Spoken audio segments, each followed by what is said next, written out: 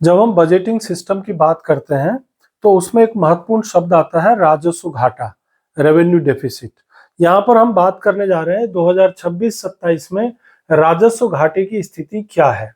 तो मैं सीधे बिंदु पर आऊं तो देखिए, वर्ष 2026-27 में 2026-27 का जो बजट है, जो कि 1 फरवरी 2026 को रविवार के दिन, और ये स्वतंत्रता के बाद पहली बार हुआ है जब रविवार को बजट संसद में रखा गया। और ये बात ध्यान रखने का है, बजट हमेशा लोकसभा में प्रस्तुत किया जाता है, यह कभी भी राज्यसभा में नहीं लाया जाता है, क्योंकि एक नियम है कि कोई भी धन विधेयक लोकसभा में ही प्रस्तुत किया जाता है। तो बजट जो है वो लोकसभा में लाया गया 1 फरवरी 2026 को। तो बजट में बहुत सी बातों पर हम चर्चा करेंगे, लेकिन आज हम पहला जो इसका टॉपिक हम बात करने जा रहे हैं वो है राजस्व घाटे की। राजस्व घाटा, पहली बात तो इस बार के बजट में कितना है, तो इस बार के बजट में यानी 2026-27 के बजट में जो राजस्व घाटा है, रेवेन्यू डेफिसिट है, वो है 5,92,344 करोड़ रुपए का। और ये 5,92,344 करोड़ रुपए जो है, ये हमारा वर्तमान के कुल जीडीपी का लगभग 1.5% है। यानी कुल जीडीपी का 1.5% हमारा राजस्व घाटा है। यानी कि 5,92,344 करोड़ रुपए का हमारा जो रेवेन्यू डेफिसिट है, वो हमारे जीडीपी, यानी कि अगर हम मान लें कि वर्तमान में जीडीपी लगभग 350 लाख करोड़ का है, तो 350 लाख करोड़ का लगभग 1.5% जो है, ये हमारा रेवेन्यू डेफिसिट है। अब सवाल ये उठता है कि रेवेन्यू डेफिसिट होता क्या है, राजस्व घाटा होता क्या है। तो राजस्व व्यय यानी रेवेन्यू एक्सपेंडिचर अगर रेवेन्यू रिसीव्ड से ज्यादा है, यानी अगर राजस्व व्यय यानी कि हो गया हमारा रेवेन्यू एक्सपेंडिचर, और राजस्व प्राप्ति यानी रेवेन्यू रिसीव्ड्स यानी कि जो रेवेन्यू हमारी इनकम हुई, अगर रेवेन्यू एक्सपेंडिचर ज्यादा है, रेवेन्यू इनकम कम है, तो क्या होगा, घाटा होगा, और उसे रेवेन्यू डेफिसिट कहते हैं। अब सवाल ये उठता है कि इस राजस्व घाटे में जो रेवेन्यू एक्सपेंडिचर है और रेवेन्यू रेसिप्ट्स है, तो रेवेन्यू एक्सपेंडिचर में क्या क्या चीजें आती हैं और रेवेन्यू रेसिप्ट्स में क्या क्या चीजें आती है, उसके बाद फिर हम आपको इधर ले जाएंगे।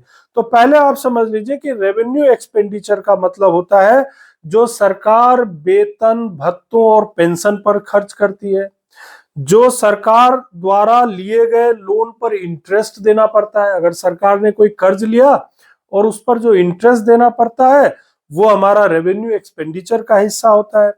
सरकार जो विभिन्न प्रकार की सब्सिडीज देती है, सब्सिडीज जैसे food subsidy, fertiliser subsidy, energy subsidy, ये सारा सब्सिडी जो है, ये भी हमारा रेवेन्यू एक्सपेंडिचर का हिस्सा है। जो सरकार अपने सरकारी कार्यालयों को चलाने के लिए, मेंटेनेंस के लिए जो खर्चा करती है, स्टेशनरी के लिए खर्चा करती है, पुलिस या न्यायालय के लिए खर्चा करती है, ये सारा जो है हमारा रेवेन्यू एक्सपेंडिचर में आता है। इतना ही नहीं, सरकार जो राज्यों को अनुदान देती है, एनजीओ को मदद करती है, जो वेलफेयर स्कीम्स चलाती है, स्कॉलरशिप देती है, इवन कई बार रूरल एम्प्लॉयमेंट पर खर्च करती है या हेल्थ प्रोग्राम चलाती है, ये सारा का सारा हमारा रेवेन्यू एक्सपेंडिचर होता है। और रेवेन्यू एक्सपेंडिचर जो होता है, इसको खर्च करना जरूरी होता है, क्योंकि इसके बिना हम सोशल चेंजेस नहीं ला सकते, व्यवस्था को नहीं चला सकते, यह हमारे दैनिक खर्चे का हिस्सा होता है। दूसरी तरफ अब इस खर्चे को पूरा करने के लिए हमें क्या चाहिए, रेवेन्यू इनकम चाहिए।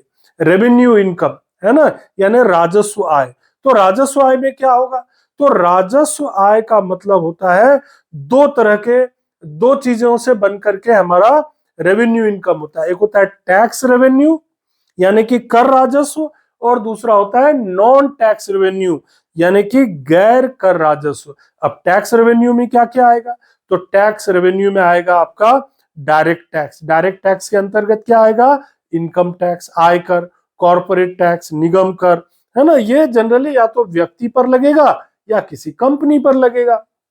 इनडायरेक्ट टैक्स भी हमारा जो है टैक्स रेवेन्यू में आएगा।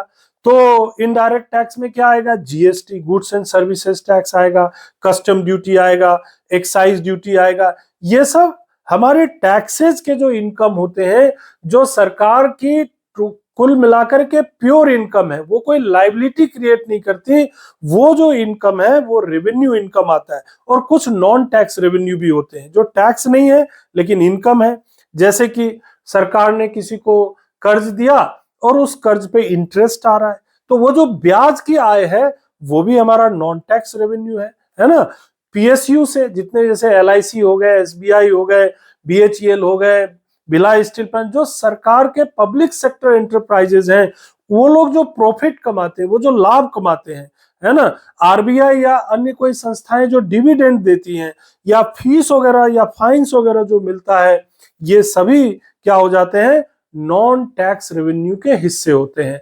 तो आपको ये बात समझ में आ गया होगा कि एक तरफ सरकार को बहुत सारा जो है वो खर्च करना पड़ता है, जो जरूरी खर्चे होते हैं उसको बोलते हैं रेवेन्यू एक्सपेंडिचर, और उन खर्चे को पूरा करने के लिए सरकार जो है रेवेन्यू क्रिएट करती है, जो टैक्स के फॉर्म में हो सकता है या नॉन टैक्स के फॉर्म में हो सकता है, और इस तरीके से। लेकिन होता यह है कि जो हमारा रेवेन्यू एक्सपेंडिचर है वो हो जाता है ज्यादा, और जो हमारा रेवेन्यू इनकम होता है वो हो जाता है कम।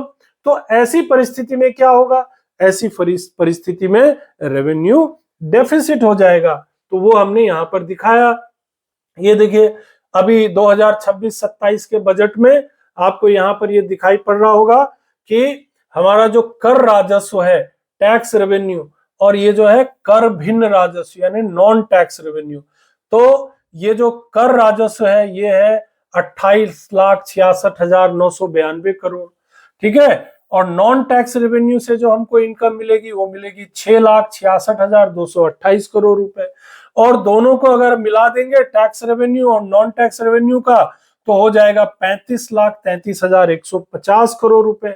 हमारा जो रेवेन्यू एक्सपेंडिचर है, ये तो इनकम था, ये देखिए इनकम 35,33,150 करोड़, ये हमारा रेवेन्यू इनकम है, राजस्व आय है।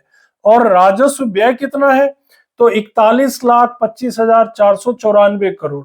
तो अब व्यय जो है, एक्सपेंडिचर ज्यादा है, रेवेन्यू इनकम कम है। जब रेवेन्यू एक्सपेंडिचर में से रेवेन्यू इनकम को माइनस किया तो ये हो गया 5,92,344 करोड़ रुपए, और ये हमारे कुल जीडीपी का 1.5% हो गया। और इस तरीके से ये हमारा रेवेन्यू डेफिसिट हो गया। अब जब रेवेन्यू डेफिसिट होता है तो सरकार इसकी भरपाई कैसे करती है? भाई सरकार जो है इस खर्च को पूरा करने के लिए उधार ले सकती है, पब्लिक डेब्ट, जनता से उधार ले सकती है, बैंकों से उधार ले सकती है ना। और इसके परिणाम स्वरूप जब रेवेन्यू डेफिसिट जब बहुत बड़ा होता है तो कर्ज लेगी तो इंटरेस्ट देना पड़ेगा।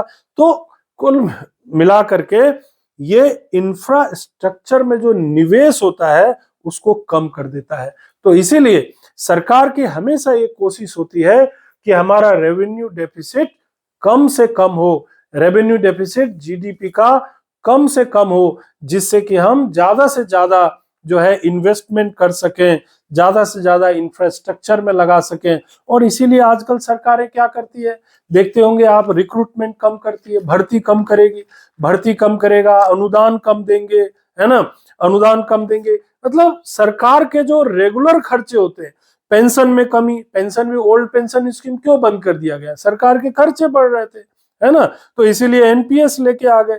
तो सब्सिडी बहुत सारे क्षेत्रों में पहले सरकार सब्सिडी ज्यादा देती थी, अब धीरे धीरे उसमें कमी कर रहे हैं।